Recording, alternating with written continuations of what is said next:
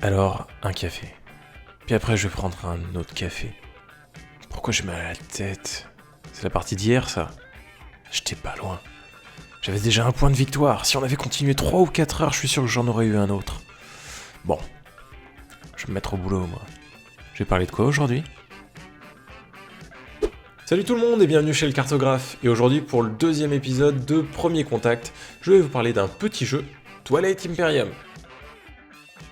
Twilight Imperium, ça fait partie de ces jeux qu'on attend avec impatience et aussi un petit peu de peur. C'est un peu comme si vous aviez planifié une journée Seigneur des Anneaux. Alors, c'est la communauté de l'anneau à 8h, les 2 tours à midi, le retour du roi à 17h et comme ça le soir on enchaîne sur un petit Star Wars.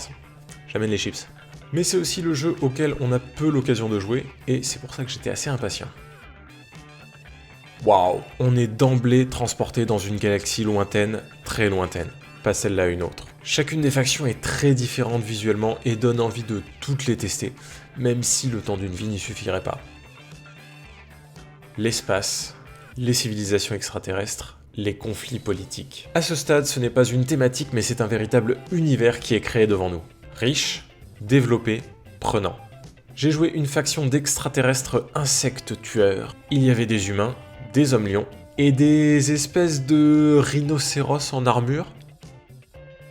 Riche, complexe, mais abordable. On a une première phase qui consiste à choisir une tuile qui déterminera l'une de nos actions, mais aussi l'ordre du tour. Si vous avez joué à Citadel, vous voyez de quoi je parle. Puis on fait chacun une action dans cet ordre du tour. Et après ça, on vote des lois, on négocie, on s'offre des biens commerciaux, une mécanique bien huilée, bien construite. Comme toujours dans ce type de jeu, un peu longue. Il faut être attentif aux moindres détails, beaucoup de cas particuliers à expliquer. Longue mais pas indigeste non plus, au bout de quelques actions, on voit bien ce qu'on peut faire, les nombreuses possibilités qui s'offrent à nous. Comme toujours, livret d'apprentissage, guide de référence. Je pense que je ferai une vidéo un jour juste pour dire à quel point ça m'énerve.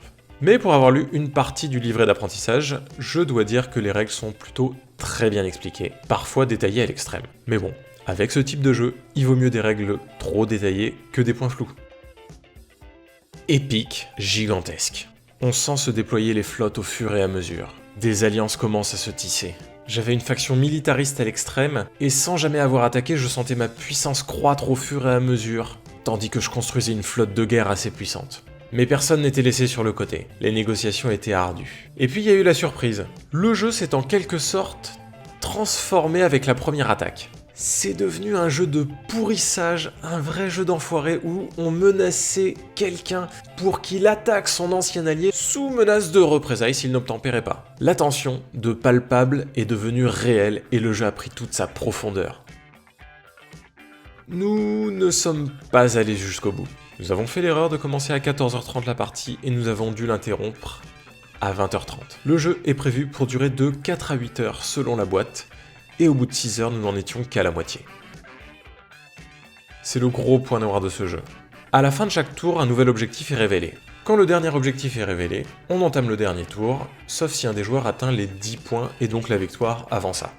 Au bout de 6 heures, un des joueurs atteignait les 5 points de victoire, et on avait vu la moitié des objectifs. Entendons-nous bien, je ne me suis jamais ennuyé et je n'ai rien contre les jeux qui durent des heures. Mais il arrive un moment où le jeu va à l'encontre de la réalité. Quand un dimanche ne suffit plus à faire une partie entière, quand peut-on jouer? Est-il possible de conjuguer une vie réelle et une partie de Twilight Imperium? Je l'espère, mais je suis loin d'en être certain. Dans un univers où on aurait tout le temps du monde, Twilight Imperium serait un chef-d'œuvre absolu. Il s'en approche toutefois dangereusement.